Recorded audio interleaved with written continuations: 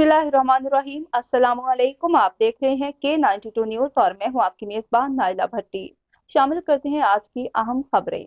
शहीद की जो मौत है वो कौम की हयात है। पुलिस मुकाबले के दौरान जाम शहादत नोश करने वाले पुलिस एहलकार इलाही बख्श उर्फ यूनस वल्द अहमद दीन हकड़ू को सलाम। थाना रुस्तम की हदूद पुलिस पे लबानी शाख पर डाकुओं ने हमला किया। मज़ाहमत पे एक पुलिस एहलकार इलाही बख्श शहीद और एहलकार अनवर अली महर जख्मी।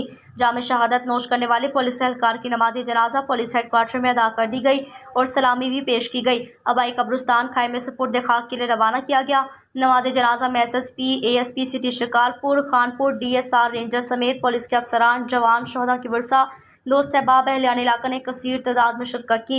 इस मौके पर SSP और ASP सिटी शिकारपुर खानपुर ने शोहदा की वर्सा से दुख और हमदर्दी का इजहार करते हुए अवाम के खातिर अपनी कीमती जान का नजराना देने वाले पुलिस एहलकार की जुर्रत और बहादुरी को सराहा और खराज तहसीन पेश किया। उन्होंने मजीद कहा, वाकई में मुलविस दुश्मन मुलजिमान को गिरफ्तार करके इन्हें कैफिर किरदार तक पहुँचाएंगे।